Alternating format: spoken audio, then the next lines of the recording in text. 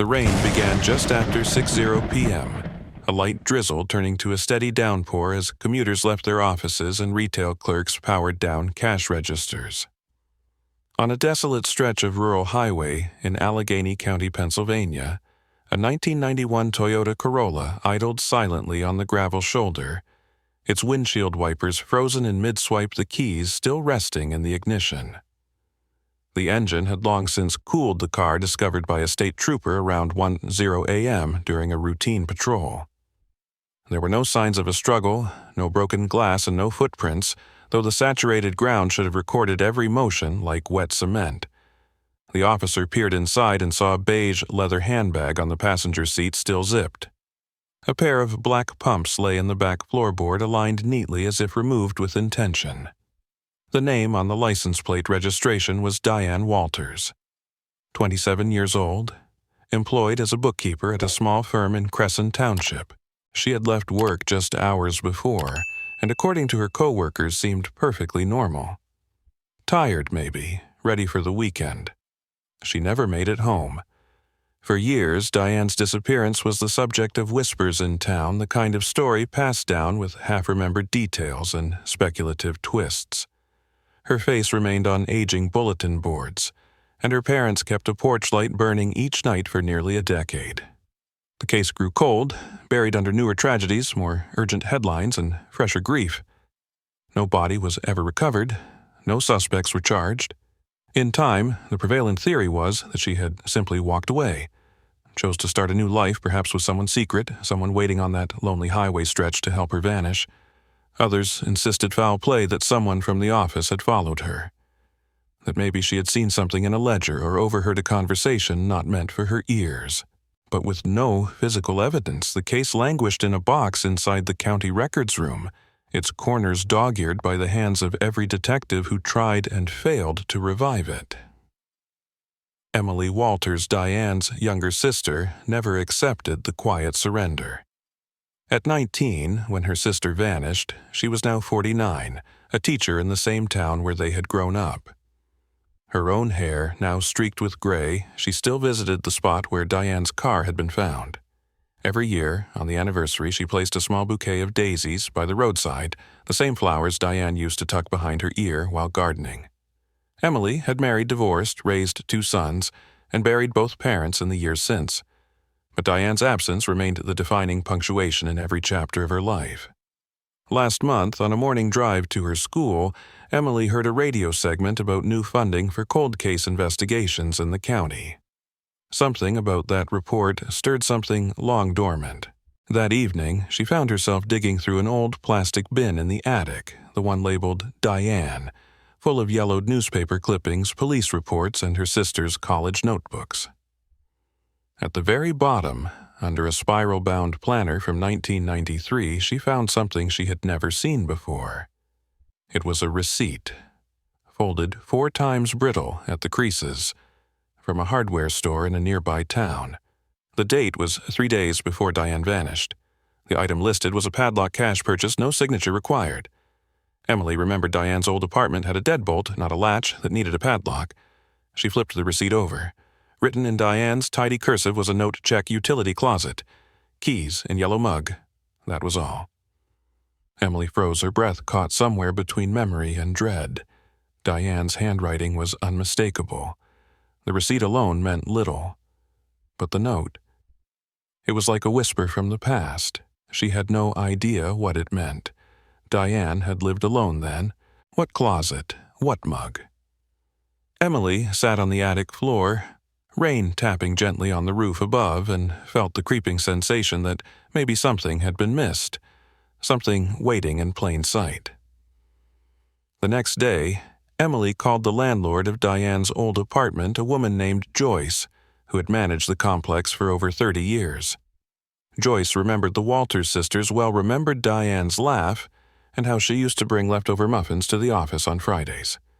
She told Emily the unit had been vacant for a few months. Renovations were planned, but the old fixtures remained. Emily asked if she could come see it.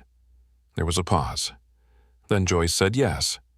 The apartment was on the second floor of a small brick complex near the train station. When Emily stepped inside, it was like stepping into 1994. The carpet was the same faded green. The wallpaper in the kitchen still bore faint stains near the stove. The only changes were the appliances replaced with cheaper, more modern ones. Emily's heart pounded as she made her way to the hallway and opened the utility closet. Inside were a few empty paint cans, a bent curtain rod, and a plastic bucket. She knelt down, brushing her fingers along the baseboard, and then she saw it. A chipped yellow mug tucked behind the pipes, caked in dust. Inside the mug were 2 silver keys. She took a photo, then held the keys in her hand.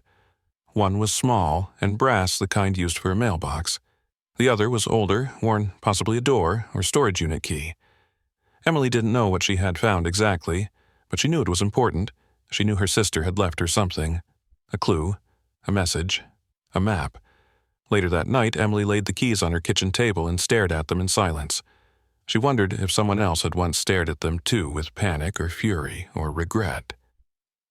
Somewhere, she believed there was a lock that still remembered these keys, and she intended to find it. That was the beginning. The second beginning, perhaps, the reopening of a door thought long sealed. Because after 30 years, Diane's story was about to surface again. Only this time, it would not vanish quietly. This time, it would fight its way out. Emily stared at the keys on her kitchen table, their dull metallic sheen catching the morning light. She had placed them on a white cloth napkin, afraid to damage or contaminate them, even though years had already taken their toll. Her coffee had gone cold beside them, untouched since she sat down an hour ago. She leaned back in her chair, trying to imagine what Diane had been thinking.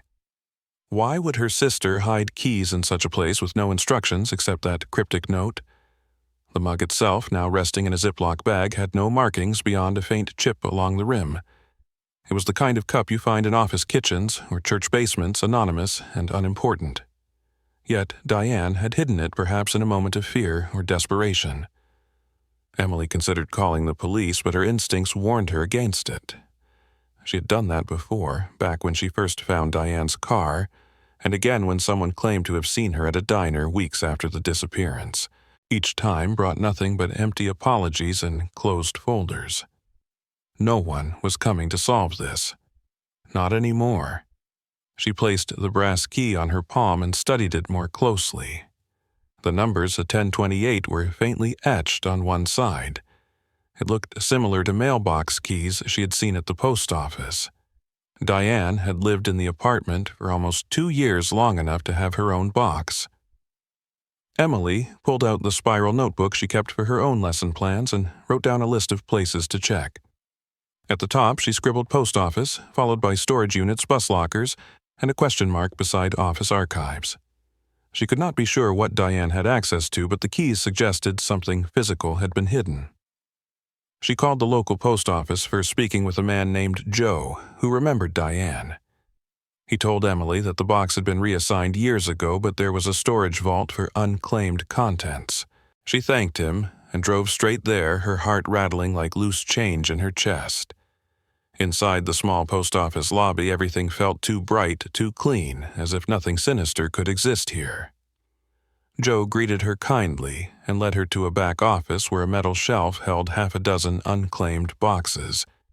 He checked the number 1028, then frowned before opening a drawer filled with manila envelopes. From within, he pulled a padded envelope sealed with brittle tape.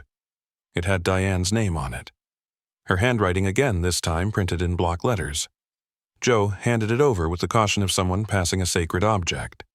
Emily signed a form and carried the envelope out like it was a newborn. She did not open it until she was safely in her car doors, locked engine off. Her hands trembled as she pulled the tape apart. Inside was a single Polaroid photograph and a typed document folded in thirds. The photo showed a man in his 40s standing outside a red brick building, one hand raised as if waving. He wore a gray sport coat and jeans, and his face was turned toward the camera, though slightly blurred. There were no markings on the back, no date. The document was a typed letter, short and to the point. It read, "If something happens to me, this is the man you should look into. I believe his name is Gerald Mason. He is not who he says he is. He told me to stay quiet. I think he followed me home last week." The letter was signed simply with Diane's initials. Emily sat in stunned silence, the letter clutched in her hand. The name on the receipt from the attic had been J. Mason. The coincidence now felt deliberate chilling. Her sister had known someone was watching her. She had tried to leave a trail. Somehow, she had known that years later someone might still be looking. Emily returned home and spread the contents on her dining table, arranging them like pieces of a crime scene. She found herself whispering aloud, half in prayer and half in disbelief. If this man was real, he had been living free for 3 decades. She typed the name Gerald Mason into her laptop and found a handful of unrelated profiles. She narrowed her search to Allegheny County and its surrounding areas. Eventually, she stumbled across an old photo from a 1992 business journal. The man in the photo stood in front of a real estate agency and looked eerily similar to the man in Diane's Polaroid. His hair was darker, then his posture more rigid, but the resemblance was strong enough to make Emily's skin prickle. She wrote down the agency name and began compiling a timeline. If this Gerald Mason had ties to her sister's workplace, it could explain how they met. She felt both closer and further away from answers, as if each discovery opened 2 new doors while closing one behind her. By nightfall, Emily had called 3 people who worked at Diane's old firm. One number was disconnected. Another man said he did not remember Diane at all. The third, an older woman named Carol, paused before answering. Carol remembered Diane. She said Diane was quiet but smart, good at her job. When Emily asked about Gerald Mason, there was a long silence. Then Carol said she had to go. The line clicked dead.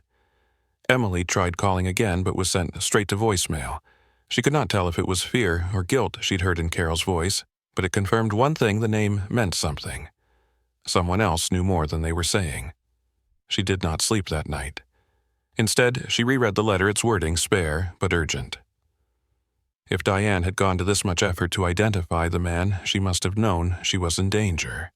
The note in the closet, the padlock, the hidden keys, and now the letter. Each step had been deliberate. In the morning, Emily printed copies of the photo and taped one to her refrigerator.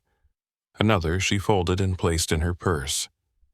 The keys she kept in an envelope inside her top drawer beside her passport and emergency cash. She had no idea what the second key opened yet. She planned to find out. She called the real estate agency listed on the Business Journal archive.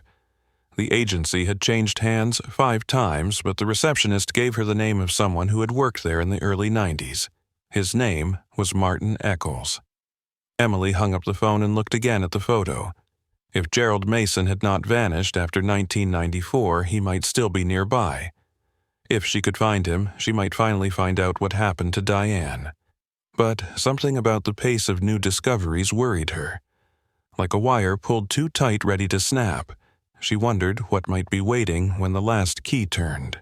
The road to Martin Eccles' home wound through a quiet wooded area about 40 minutes from town. Emily had managed to contact him through a landline number listed under an old property tax record. His voice was hoarse and slow, the cadence of someone who spoke little and spent most of his time alone. He had agreed to meet her on a Saturday afternoon, cautioning that his memory might not be what it used to be. Emily packed the envelope with the photo and letter, along with a notepad and pen. She had rehearsed how she would begin what she would ask, but nothing felt solid. As she drove, she passed fields turning brown with the early fall chill. The leaves along the edge of the highway had begun to bronze and curl. She tried to suppress the anxious rhythm in her chest. Meeting people who knew Diane had always brought that tightness, a mix of hope and dread, like balancing on the edge of a dream you might not want to wake from. Martin's house was a modest ranch-style home, nestled behind a hedgerow of spruce trees. The driveway was cracked and uneven, and a rusted mailbox leaned slightly to one side. Emily parked and stepped out, tucking the photo into her coat pocket. Martin opened the door before she reached it, a tall man with a sunken frame and alert eyes. He looked older than his 68 years, the weight of time having softened his features. They sat on a screened porch filled with old furniture and faded cushions. He listened as she explained who she was, her voice careful and steady. When she showed him the photograph, his hand trembled as he took it. He leaned closer, squinting under the porch light. A long pause followed. Then, with a tired exhale, Martin spoke the name aloud, Gerald Mason. Yes, I knew him. He was trouble. I never liked him around the office. He had charm, but it felt thin, like he was always one breath away from turning into someone else. Emily asked how Mason came to work at the firm. Martin explained that Mason had been hired by the founder, a man named Alan Purdue, shortly before he sold the business. Mason arrived with vague credentials and a resume that no one seemed to verify. He said he had worked in Pittsburgh and Chicago before coming to Cresson. Within months, he was handling accounts and managing client meetings. Martin remembered him being persuasive, always smiling, but never truly present. He also recalled how Diane had started to withdraw during that time. She used to join office lunches and bring cookies for everyone, but after Mason arrived, she stayed behind at her desk more often. Once, Martin overheard them arguing in the break room. Diane had her back to the door, her voice low but tense. Mason was speaking quickly, trying to calm her down. Martin had not thought much of it back then. Office tensions happened, but now, seeing her sister's handwriting warning about him, the memory carried a darker weight. Emily pressed further, asking if Martin knew where Mason had gone after leaving the firm. Martin shook his head and said Mason left suddenly in early 1995, just a few months after Diane vanished. No formal goodbye, no forwarding address. He had packed his office into a single box late one evening and never returned. The firm had been in the middle of a merger, and his disappearance was brushed off as a casualty of change. Martin had not thought of him in years until now. When Emily asked if he had any contact files or leads, Martin paused and then stood up, disappearing into the house. He returned with a yellowed file folder labeled Employment Archive. Inside were old application forms, including one filled out in Mason's tidy print. Emily scanned the page.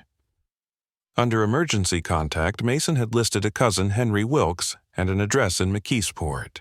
The handwriting was precise, controlled. It was the first real lead she had beyond a name.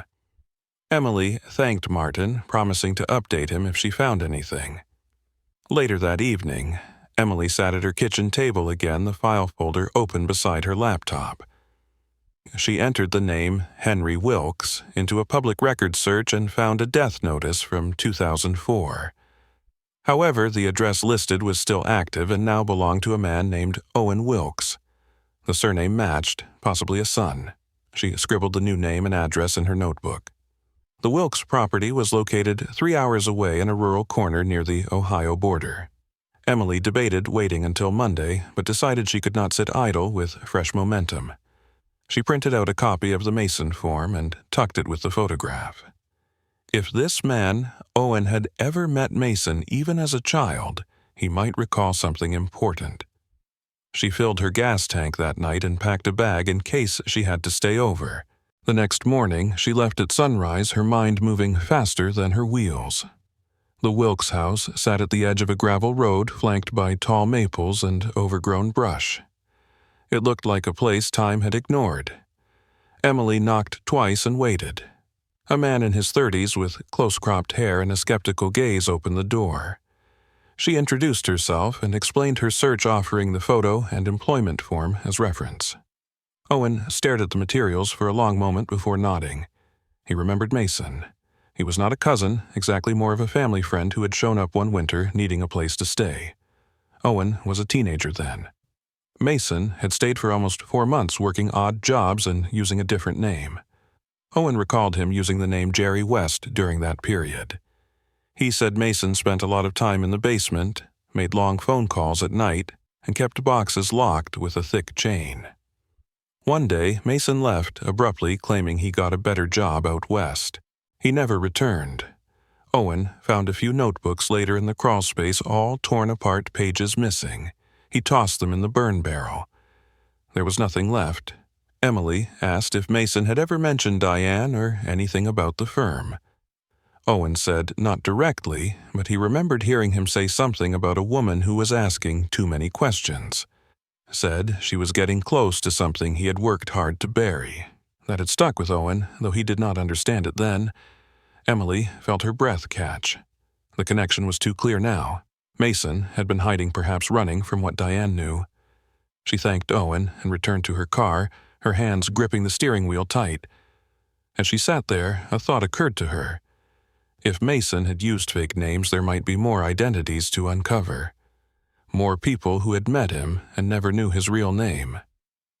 She took out the second key, the one still unexplained, and stared at it again. Its shape was older, heavier, possibly for a locker, a gate, or a storage unit. Something else Mason had locked away. Emily returned home in a fog of restless thoughts.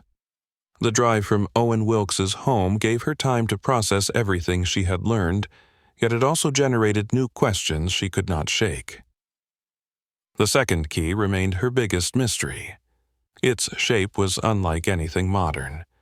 It had an arched top and a thick neck, the kind often used for old padlocks or industrial storage units. She placed it beside the envelope and the photo on her desk. It seemed impossible that Diane would have hidden both keys unless she knew they served separate purposes. Diane had been methodical. That much was now clear. Whatever this second key opened, it likely held the final piece of the puzzle. Emily considered who might help identify it. She remembered a hardware store that specialized in lock restoration near the rail yard. It had been around for decades. The owner was known for being able to identify just about any make or model of lock. She slipped the key into a small velvet pouch and headed there without hesitation. The longer she waited, the more she feared something vital might slip away again. The hardware store was nestled between an old bakery and a shoe repair shop. It smelled of oil wood and decades of dust. Inside, rows of padlocks lined the walls, and the counter was littered with key blanks and engraving tools. An older man with a white apron greeted her with a cautious nod. Emily introduced herself and carefully placed the key on the counter. The man adjusted his glasses, took it in his hand, and turned it slowly under the overhead light. He muttered a few words to himself before disappearing into a back room. Minutes passed before he returned holding a worn catalog. He flipped through the pages until stopping at a photo that matched the key's silhouette almost exactly. He tapped it with his finger. This, he explained, was a Type-C gate or vault key, popular in the 1980s for long-term storage facilities. Most had been phased out by the early 2000s, replaced with keypad locks or smart access. He added that one facility on the edge of town still used them, mostly because the original locks had never been replaced. Emily took down the address and drove there immediately. The facility was a collection of low-metal buildings with numbers stenciled in faded black paint. The lot was mostly empty. A man in a reflective vest emerged from a small trailer office and squinted at her as she approached. She explained her situation as vaguely as possible and showed the key. The man took it, studied it, and said there were only a handful of matching locks on site. They had a logbook that went back decades. After a brief search, he found an entry dated February 1994. The rental had been paid 6 months in advance under the name Jerry West. Emily's stomach dropped. The same alias Owen mentioned. The attendant escorted her to Unit 39, a rusting blue door with heavy bolts. The key slid in without resistance. When she turned it, the click echoed louder than expected. She took a breath and pushed the door open. The air inside was stale, filled with the scent of aged paper and mildew. A single bare bulb hung from the ceiling, flickering as she pulled the chain. Dust floated in the air like ash. The unit was filled with banker boxes, old office chairs, and 2 metal filing cabinets stacked against the back wall. A folded cot leaned against the wall. On a side table was a dented metal thermos and a plastic ashtray still filled with cigarette butts. Emily stepped forward slowly, the creak of her shoes sharp in the silence. She opened the first filing cabinet and found dozens of folders labeled with numbers, not names. Inside were ledger pages, financial statements, and transaction logs. Many were stamped with the name of Diane's old firm. She pulled several at random and saw a pattern. Large withdrawals moved through small shell companies and then disappeared. It was a laundering scheme, complex but traceable. Diane had worked with numbers every day. She would have seen this. In the back of the cabinet was a manila envelope sealed with tape. Emily opened it and found photocopies of IDs, passports, and Social Security cards. All bore different names but had the same photo. Gerald Mason had built himself multiple identities. Some documents even suggested he had traveled under fake credentials. One file showed a purchase agreement for land in Nevada dated March 1995. Emily took out her phone and photographed each item. She then opened the second cabinet. Inside were cassette tapes and a small handheld recorder. The labels were handwritten with dates and initials. One read DW February 14th, 94. Her breath caught. She inserted the tape into the recorder and pressed play. The recording began with static. Then, Diane's voice quiet and composed. She stated her full name date, and that she was making the recording in case anything happened to her. She mentioned a man named Gerald, who had become increasingly erratic. She described finding discrepancies in account logs entries that made no sense. When she confronted him, he laughed and told her not to worry, but he started showing up at her apartment uninvited. One night, she found her mailbox open, her files rifled through. She told her supervisor, but nothing came of it. The last lines were the hardest to hear. Diane said she was scared, that if someone found the tape, they would know she had not run away, that she loved her family. Emily played the tape again, tears blurring her vision. Her sister had left behind her voice, her fear, and her truth. The silence that followed felt both sacred and unbearable. Emily gathered the most important items and returned to her car. She drove straight to a friend who worked in the district attorney's office. She handed over the contents, every photo and document, every copied ID and recording. The woman promised to have someone review the materials. For the first time in years, it felt like Diane's case might be treated seriously. That evening, Emily sat on her porch, the second key, now a symbol of what had been hidden. She looked up at the darkening sky and whispered a promise. Whatever happened next, she would not stop. 2 weeks passed with little word from the district attorney's office. Emily continued to teach her classes and correct homework assignments, but her mind never left that storage unit. She replayed Diane's voice in her head during the quiet parts of her day, as if her sister was still speaking to her from somewhere behind the veil of memory. The local news did not mention the case. No press conference had been held. Emily felt the unease growing in her bones like a cold front moving through. She called her contact, a woman named Rebecca, who had taken the materials from her. Rebecca answered with a tired voice and apologized for the delay. She said the files had been passed on to a senior investigator named Daryl Quinn, who specialized in financial crimes and cold cases. Emily asked to meet him in person. Rebecca hesitated, then agreed to arrange it. They set a meeting at the courthouse for Thursday morning. Emily circled the date in her planner and underlined it twice. She could not afford to let this slip into bureaucratic silence. She had seen that happen before. This time had to be different. The courthouse smelled of waxed floors and old paper. Its marble corridors echoed with every footstep. Emily arrived early and waited outside room 212, a small conference space used for closed-door meetings. A bailiff eventually showed her inside, where a tall man with gray hair and a corduroy jacket stood reviewing a thin folder.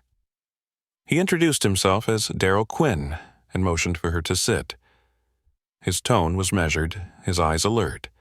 He explained that he had reviewed the documents and audio tape. He believed the materials were credible. The financial records pointed to a laundering operation that would have been difficult to trace at the time. The cassette recording, though emotional, provided a clear motive for Diane's disappearance. He said the information had been handed off to the state's office for review under a criminal fraud initiative. Emily listened without speaking, her hands folded tightly in her lap. When Quinn paused, she asked him the question that had haunted her every night. Where is Gerald Mason now? Quinn leaned forward and said they were looking into that. He confirmed Mason had no current address or employer under that name. However, they had found a DMV record that linked Mason's last known alias, Jerry West, to a commercial license in Nevada issued in 1996. That license had expired 2 years later. No renewals, no other known IDs. But there had been a background check filed in 2002 for a contractor named George M. Warren in Utah. The photo attached to the application bore a striking resemblance to Mason, though the birth date and social security number were different. Quinn said they were attempting to locate Warren for questioning. Emily asked what would happen if they found him. Quinn replied that it would depend on what they could prove. Without a body, it would be difficult to press a homicide case. But fraud, obstruction, and identity violations were all possible. Emily thanked him, but her heart felt heavy. She knew justice had limits. She had come to learn that truth alone was not always enough to bring resolution. Later that evening, Emily sat on her porch with a folder of her own. Inside were copies she had made of the most important pages from Diane's case. She read through the report again and again, searching for details she might have missed. Her attention landed on one entry from 1994. It noted that Diane had received several late-night calls during the last month she was seen. The phone company had only traced one call successfully from a payphone located outside a closed-down textile factory. Emily had driven past that factory many times over the years. It was now overgrown with weeds, its chain-link fence collapsing in places. Something pulled her there the next morning. She arrived just after sunrise, the air thick with dew. The lot was empty. The payphone booth astonishingly still stood at the far end of the parking area, the receiver long gone, but the structure remained. Emily stepped inside and looked around. The space offered a direct view of the road and woods beyond. It would have been the perfect place to call unnoticed. She snapped a photo and made a note in her journal. When she returned home, she received a voicemail from Quinn. His voice was firmer this time. He said a new name had surfaced from a hospital employment record in rural Utah. The name was George Warren, same as the contractor application. The photo ID had been verified through facial recognition as a high-confidence match with Gerald Mason. The man had worked maintenance shifts at a private rehabilitation clinic until 2012, when he retired after an injury. The clinic had since closed, but a pension fund continued to deposit monthly checks into an account registered in Wyoming. Quinn said they had contacted Wyoming authorities and requested surveillance. Emily's pulse quickened. If they were close, then everything she had uncovered mattered. All the years of waiting, doubting, hoping had led to this. She packed a small overnight bag just in case. She had no idea what she was preparing for, only that she needed to be ready. 3 days later, another call came. This time from an unfamiliar number.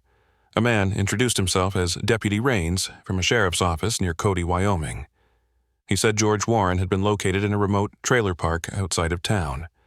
He lived alone, collected disability, and rarely left the property. Deputies had conducted a welfare check that morning under pretense of community outreach. The man had been cooperative, but refused to answer questions about his identity without a lawyer. Emily asked if they planned to arrest him. Rains said they were preparing charges related to identity fraud and would coordinate with the Pennsylvania Task Force. Emily felt the words sink into her chest. She asked if she could come there. Rains said she was welcome, but the case would take time. Everything depended on cooperation evidence and due process. She wrote down the address and flight information. That night, she booked a ticket to Cody. She did not tell many people. There was no celebration, just a silent understanding that this step mattered perhaps more than any before. The next morning, she boarded the plane with the envelope containing Diane's last message.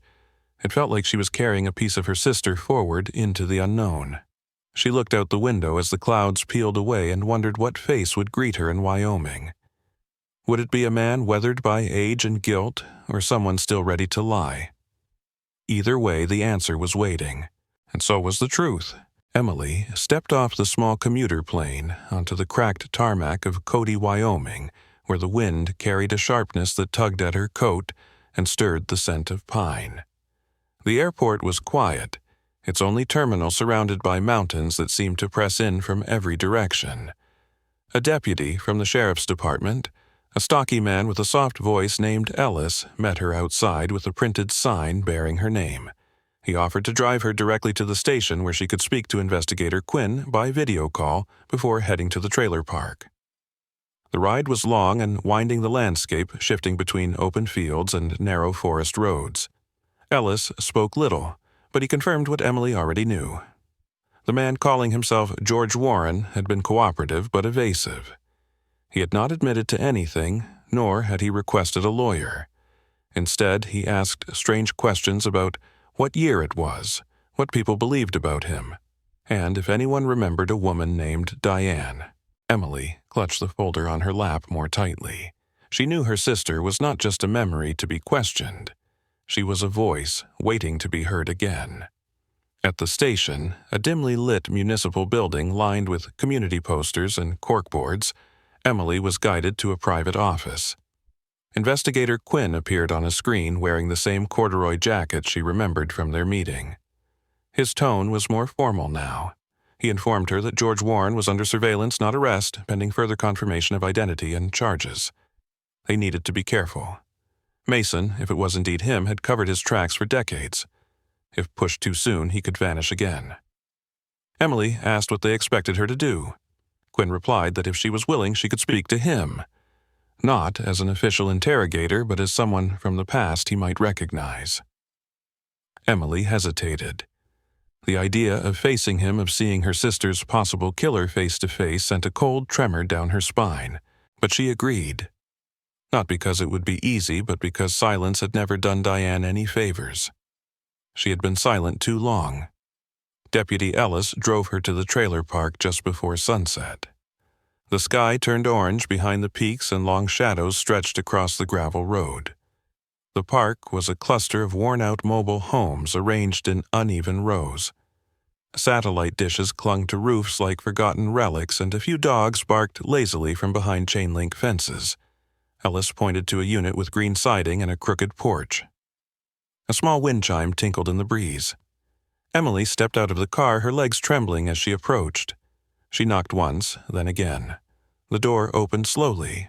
A man stood there with pale eyes and thinning gray hair, wearing a flannel shirt and suspenders.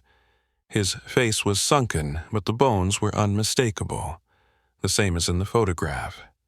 The same eyes that stared blankly from the ID card. He did not speak at first, just looked at her. Emily introduced herself with a voice that cracked on the edges. She said she was Diane Walters' sister. His mouth twitched, barely a reaction, but enough to show he understood. He stepped aside and motioned for her to enter. The inside of the trailer was sparse and quiet, with a recliner, a small television, and a table littered with medicine bottles. Emily remained standing. She placed the photo on the table. The one of him outside the brick building, the one Diane had kept.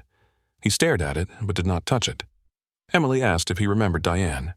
He nodded slowly, said she was kind, said she was smart. Then he asked why she had to dig all that up. Emily felt anger rise in her throat. She told him that Diane never came home, that her body was never found, that people believed she walked away, but it was a lie. He looked down and said nothing.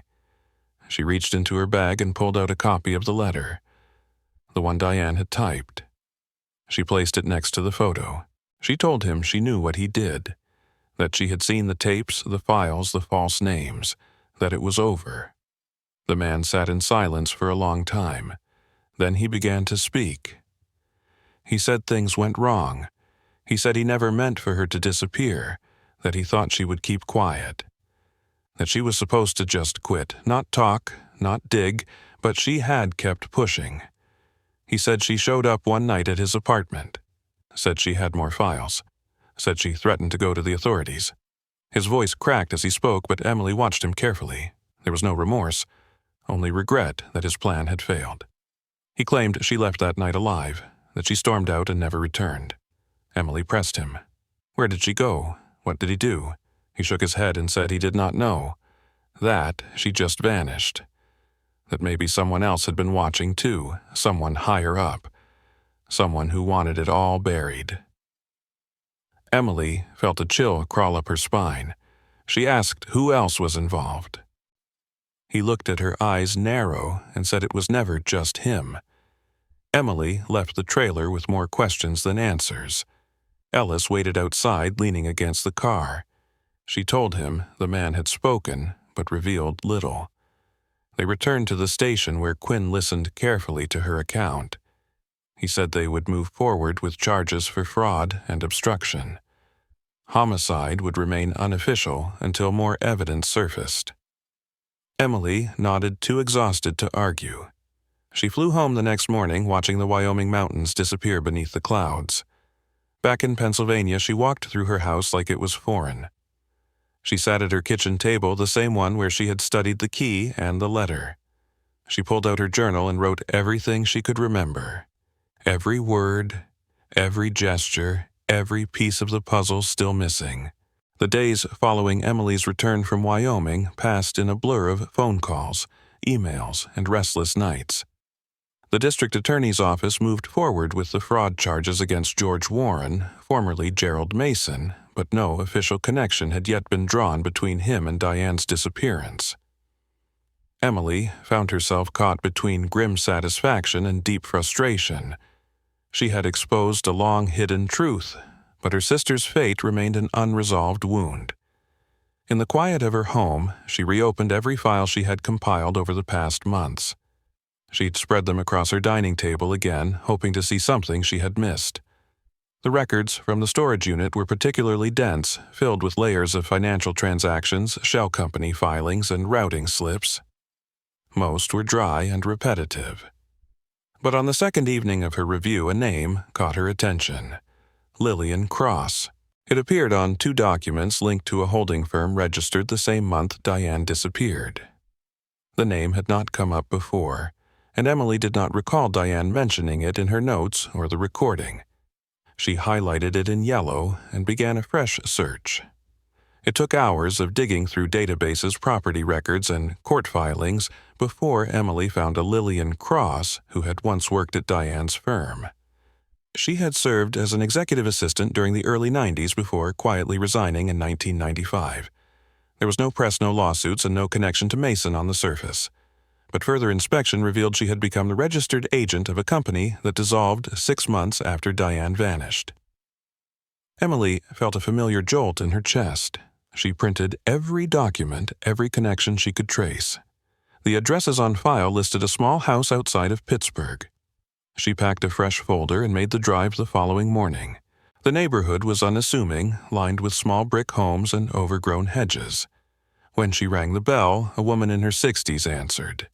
She had sharp eyes and a cautious stance as if she had been watching the street before the doorbell even rang. Emily introduced herself and stated plainly that she was Diane Walters' sister. Lillian hesitated, then opened the door slightly wider. She did not invite Emily in, but agreed to talk on the porch. They sat in the shade while birds chirped from a nearby tree. Emily explained how she had found Lillian's name on the financial records and asked if she remembered Diane. The woman nodded slowly. She said Diane had been bright, a quick learner, but also too curious for her own safety. She mentioned overhearing arguments between Diane and Mason, though she did not know the details. Emily asked directly if Lillian had been involved in the fraud. The woman's jaw tightened. She said she had done what she was told. She had been a single mother then, trying to keep her job. She admitted to processing questionable transactions, hiding certain ledgers during audits, and mailing confidential files to anonymous post office boxes. When Emily asked if she had ever seen Diane after the night she vanished, Lillian looked away. Then she said yes. She saw her once. According to Lillian, Diane had come to the office late one evening, flustered and angry. She demanded to speak with Mason. Lillian claimed Mason was not there, and Diane left quickly after a heated phone call. That was the last time she saw her. Emily pressed for more, but Lillian would not offer specifics. She said there were things better left buried. People still connected to the old firm. She did not name them, but her meaning was clear. Emily thanked her and left her thoughts spiraling as she drove back home. If Lillian was telling the truth, then Diane had not simply vanished without a trace. She had been seen. She had been moving with purpose. That changed everything. Emily contacted investigator Quinn and relayed the new information. He agreed to open a parallel line of inquiry into the executives who ran the firm during those years. While fraud could be prosecuted, conspiracy to cover up a disappearance could carry much heavier consequences if proven. Over the next several days, Quinn's team subpoenaed old communications company memos and expense records. What emerged was a pattern. Certain accounts linked to upper management had been erased or modified shortly after Diane's disappearance. Internal memos had been shredded, but fragments survived in archived boxes from an old warehouse. Among those fragments was a torn piece of a handwritten note bearing Diane's initials.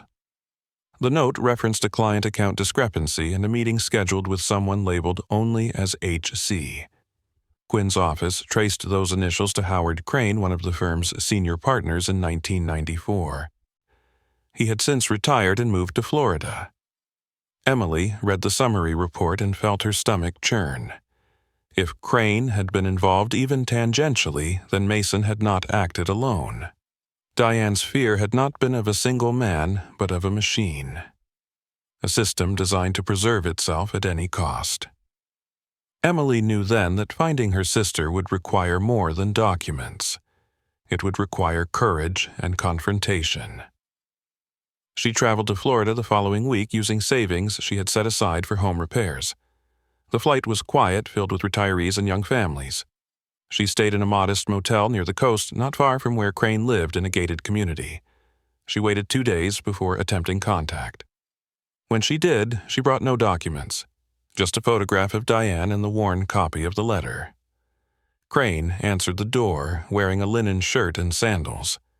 He was thinner than his photos, but his posture remained proud. She introduced herself and saw recognition flash across his face. He did not slam the door. Instead, he invited her to sit in the small garden courtyard behind his home. He listened as she spoke, his expression unreadable. When she mentioned Diane's name again, he closed his eyes and sighed. Then he asked a single question. How much did she know? Howard Crane leaned back in his chair, his eyes fixed on the corner of the courtyard where a hummingbird hovered near a red feeder. He had not spoken again for nearly a full minute after asking how much Diane knew. Emily sat opposite him, holding her breath, unsure if she should answer or remain quiet. Finally, he turned back to her with a look that was more weary than defensive. He told her Diane had come to him 3 days before she disappeared. She had presented a set of documents outlining what she believed was a laundering operation disguised as routine client transfers. According to Crane, Diane had remained calm but resolute. She said she would go to the authorities if the matter was not addressed internally. Crane claimed he told her he would look into it. But the next day he met with Mason and instructed him to handle it quietly. Emily asked what that meant. He looked down and said he never asked. He just wanted it to go away. He had been afraid of what exposure would do to the firm, to his retirement, to everything he had built. His voice was flat rehearsed by guilt. Emily felt a swell of fury rising through her chest. She asked if he had ever tried to find out what happened to Diane after that. He shook his head and said no. He said Mason assured him that she had reconsidered and taken a job out of state. He said he wanted to believe that. He said that once Diane was no longer showing up at work, he chose not to question it. Emily reminded him that a woman vanished, that her car was found with the keys still in the ignition, that her parents died without knowing what happened to her. Crane nodded slowly. He said he had read about it. He admitted he should have come forward. He said he never thought Mason was capable of violence, only deception. He said it never occurred to him that things would end the way they did. Emily told him it had not ended. It had stayed frozen for 30 years, infecting every part of her life. He looked away again. The hummingbird had vanished. Before she left, Crane asked if she was going to tell the police. Emily replied that she already had. She said they would likely contact him soon. Crane nodded and said he would not deny what he said. He added that there were more records. He had kept copies of everything Mason handed him that week. He had been afraid to destroy them, unsure if they would ever be needed. Emily followed him to a storage cabinet in the back of his garage. Inside was a locked metal box. He opened it and handed her a folder labeled DW94. Inside were Memo's handwritten notes from Mason and one internal email where Diane's name was mentioned in the subject line. Crane said he never opened the email. He had just printed it and filed it away. Emily took the folder and thanked him. She returned to her motel, copied every document, and overnighted the originals to Investigator Quinn. That night, she sat on the edge of the motel bed and read Diane's name over and over again in the files. Seeing it in ink made everything feel raw again. The next morning, Quinn called. He confirmed that the documents matched the timeline and included signatures that could be verified. He said the memo from Mason hinted at a last-minute meeting at an old, firm-owned cottage near Bedford. The cottage had been used occasionally for retreats and client meetings, but had not been listed in any asset sales. Emily had never heard of it. Quinn said it was now abandoned, but still under a holding company tied to the firm's former legal team. He believed it might be where Mason took Diane. Emily felt her chest tighten. She asked if they were going to search it. Quinn said a team was already en route. He offered to wait for her if she wanted to be there. Emily agreed without hesitation. She checked out of the motel, boarded a flight the following day, and met Quinn at a ranger station near Bedford. The property sat at the edge of a wooded reserve surrounded by hills and dense brush. A gravel path led to a small cabin obscured by fallen branches and years of neglect. The air was heavy as they approached the door. Quinn's team had already secured the perimeter. They allowed Emily to stand by as the interior was examined.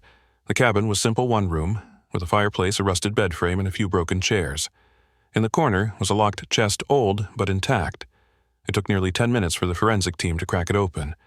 Inside were files, photos, and a small cassette recorder. There was also a woman's coat folded neatly on top. Emily recognized the pattern. It had belonged to Diane. Her knees buckled, and she leaned against the wall. The officers said nothing, only continued their work. Among the items was a notebook. Its last entry was dated February 17, 1994. The handwriting matched Diane's. The page was short. It read simply, "If I don't make it out, this is where I was. Mason said he would talk to them. I don't trust him. Tell Emily I didn't run, I didn't hide, I fought." Emily stood outside the cabin as the sun lowered behind the hills. She watched the trees sway in silence, their shadows stretching long across the ground. Diane had come here. She had fought to tell the truth. She had left a record, a final word. The weight of it settled deep in Emily's chest. It was not justice yet. It was not closure.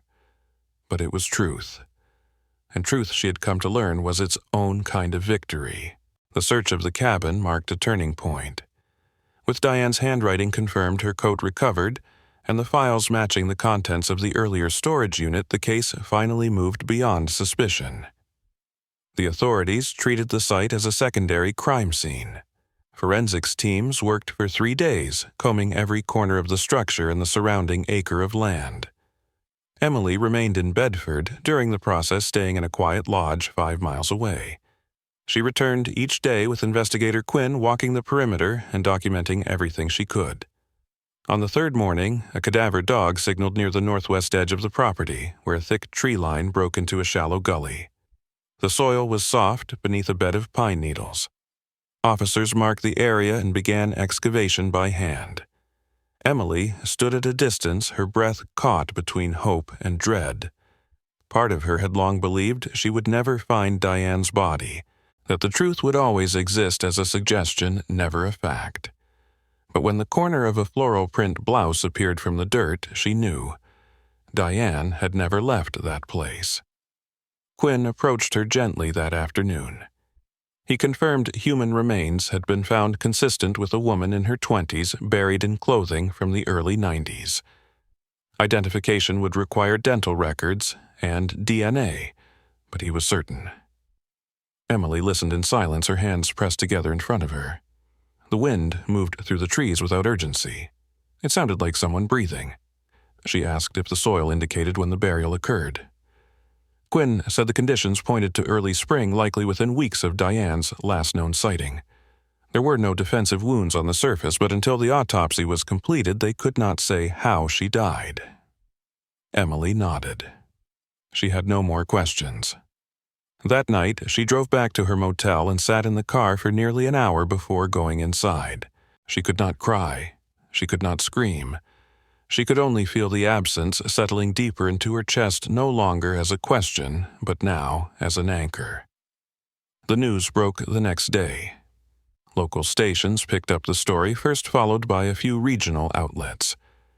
The headlines spoke of a decades-old disappearance finally closing. Authorities made no official statement yet, but reporters had already begun reaching out. Emily declined every interview. She spoke only to Quinn, who assured her that new charges would be filed. With the body recovered and physical evidence found in the cabin, they now had the basis for a homicide case. George Warren-born Gerald Mason was placed under protective custody pending extradition to Pennsylvania. Emily felt no satisfaction at the news. There was no joy in confirmation. It only underscored what had been lost. Diane had walked into that cabin alive, armed with evidence and conviction, and never walked back out. The silence that had followed for 3 decades was not accidental. It had been manufactured by fear compliance and cowardice. Emily stared at the screen where her sister's face was displayed again, younger than time allowed, frozen in an office ID photo from a life already gone. The funeral was held a month later. Diane's remains were released after DNA results confirmed her identity. The service was small private, attended by the few relatives who still lived nearby and a handful of Emily's friends. It rained softly the morning they lowered the casket. Emily spoke briefly, her words simple and deliberate. She said Diane had been brave, that she had never run, that she had believed in doing the right thing even when no one else would. She did not mention Gerald Mason by name. She did not speak of the firm or the lies or the years spent waiting. She simply ended by saying Diane deserved more than silence, that she had finally come home. After the service, people lingered quietly beneath umbrellas, their faces drawn by grief and time. Emily stood alone for a while, staring at the headstone, her coat soaked through. Then she turned and walked back to her car. The gravel crunched beneath her boots. It sounded like a question that had finally found its answer. In the weeks that followed, Emily worked with prosecutors to prepare her statement. Mason's legal team delayed proceedings, citing health concerns and memory loss. Quinn believed they were stalling, hoping the case would falter under the weight of its age. But the documents, the recordings, and now the remains formed a chain no defense could easily break. Emily reviewed her timeline again and again, revising each point to ensure clarity. Her testimony would include the discovery of the key, the post office box, the storage unit, and the confrontation in Wyoming. She had kept every receipt, every photo, every note. Each became part of the official record. The prosecutors said her persistence was rare. They called her the reason the case existed at all. Emily did not feel pride. She felt responsible. Not for Diane's death, but for carrying her story long enough for someone to finally listen. One evening, she found the yellow mug again wrapped in a towel in the back of her kitchen drawer. She held it for a long time before setting it in the cupboard next to her favorite coffee cup. One afternoon in early spring, nearly a year after the cabin was found, Emily walked through a university courtyard where Diane had once spoken about pursuing her MBA. She sat on a bench near the fountain and listened to students laugh in the distance. She opened her journal not to write, but to turn the pages of old entries. Her handwriting had changed. Her voice on the page was steadier now, stronger. She paused on one line she had written after the visit to the storage unit. She had scrawled it hastily, underlined twice. Truth is patient. She closed the book and looked up at the sky. The clouds drifted lazily across the blue, unconcerned by human ache or delay. Emily understood now that healing was not a door to be walked through, but a road that stretched forward without promises. She was ready to keep walking. The courthouse smelled of paper and floor polish. Emily stood just inside the heavy glass doors, watching people file through the security line. She held her bag close, her fingers wrapped around the strap, and took a deep breath. It had taken more than a year to reach this point. Gerald Mason, now known by his last alias George Warren, had been extradited and officially charged with a conspiracy to commit fraud, obstruction of justice, and the second-degree murder of Diane Walters. The court had scheduled a preliminary hearing to determine whether the evidence supported moving to trial. Emily had been asked to testify as the lead civilian witness. She had prepared for this for months, meeting with the legal team, reviewing her notes, answering difficult questions that always circled the same unbearable fact. Her sister had died alone in a cabin in the woods while others had looked away, while silence had covered everything like dust. While people chose comfort over truth, now that silence had been broken, and Emily was here to make sure it stayed broken. She sat in the courtroom beside Investigator Quinn. The defense attorney sat across the aisle, younger than Emily expected, with dark eyes and a smooth voice. Gerald Mason entered slowly, flanked by 2 guards. His gait was stiff, and he moved like someone whose body had outlived his secrets. He did not look toward her. His eyes remained low, locked on the table in front of him. The judge, a woman in her 50s with a calm demeanor, called the room to order. The prosecutor began with an overview of the evidence: the letter Diane had written, the audio recording, the financial documents tied to the laundering scheme, the false identities traced back to Mason, and finally, the remains discovered near the cabin, matched by DNA and confirmed through dental records. Each item was introduced with care, each detail backed by months of analysis. Emily listened in silence, her heart heavy but steady. She had heard all of it before. What mattered now was how others heard it. When her name was called, she stood and walked to the witness stand.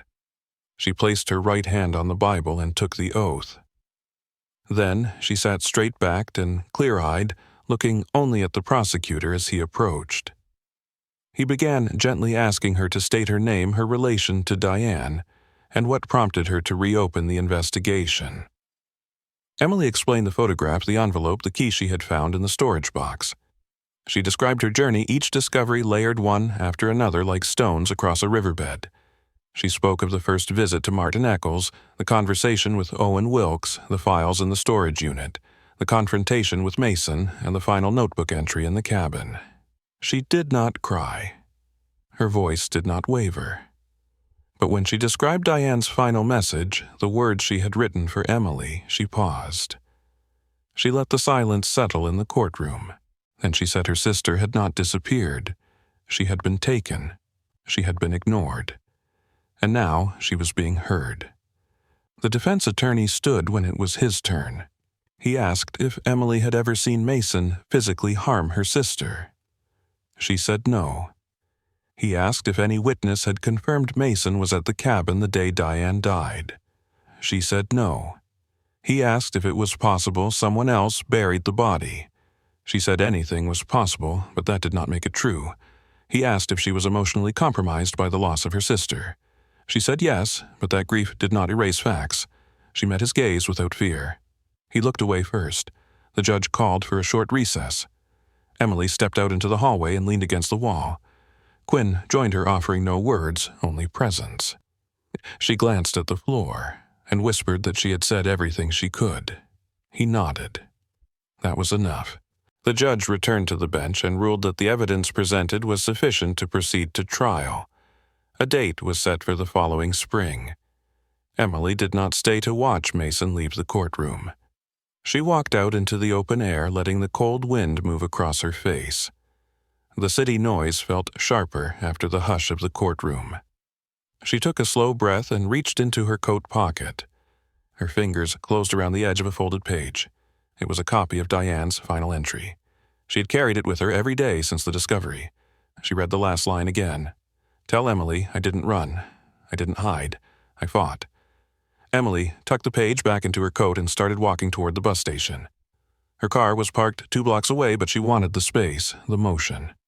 The rhythm of her own feet beneath her. The trial would be long, the outcome uncertain. But the silence was over. In the months that followed, Emily returned to work. She taught her classes, graded papers, met students for office hours. She moved through life with a quiet strength. Her story was covered in several national papers, but she declined most interviews. She agreed to one podcast hosted by a journalist who had lost her brother under similar circumstances. The episode was titled, "What We Leave Behind." In it, Emily spoke not only about Diane, but about the years in between. The weight of not knowing. The ache of holding on to memories while the world kept moving. She said the hardest part was not the loss itself, but the space it left behind. A space no one else could see but one she had carried every day. She said closure was not a real word. There was no closing. Only understanding. Only continuing. Only honoring the fight someone else had begun when the world turned its back. By the end of the year, Emily had taken over a seminar on forensic narrative at her university. She taught students how to structure personal stories, how to trace silence through paper trails, how to recognize that sometimes the smallest details contain the loudest truths. One afternoon, a student approached her after class and asked what made her keep going. Emily paused, smiled gently, and said it was not about courage. It was about love. Love does not stop when a person disappears. Love waits. Love asks questions. Love insists that the person who mattered is not forgotten. The student nodded and thanked her. Emily watched her go and felt something settle in her chest. Not peace, not yet, but purpose. The following spring, the trial began. Emily testified again, this time with a greater resolve. Mason's defense attempted to discredit the documents to suggest Diane had left voluntarily, that someone else had taken advantage of her suspicions. But the evidence spoke louder. The jury listened. The verdict came back after 6 days. Guilty on all counts. Mason was sentenced to life in prison without parole. Emily sat in the front row of the courtroom, her hands folded tightly as the sentence was read. She did not cry. She did not cheer. She simply closed her eyes and whispered thank you. Not to the court, not to the judge, but to Diane, for the letter, for the key, for the strength. In the years that followed, Emily visited Diane's grave each birthday. She planted a new flower every year. Not to mark death, but to mark memory. She continued teaching, continued writing, continued asking questions, and she told Diane's story again and again in classrooms and conferences and community halls, because some stories were not meant to be buried. They were meant to be unearthed, remembered, and passed forward like light through glass. Diane had not vanished. She had not faded. She had spoken. And someone had finally listened. If you found this story gripping, don't forget to like and subscribe for more true crime-inspired mysteries. Let us know in the comments what you thought of the plot and where you're watching from. We read every message and love hearing your theories.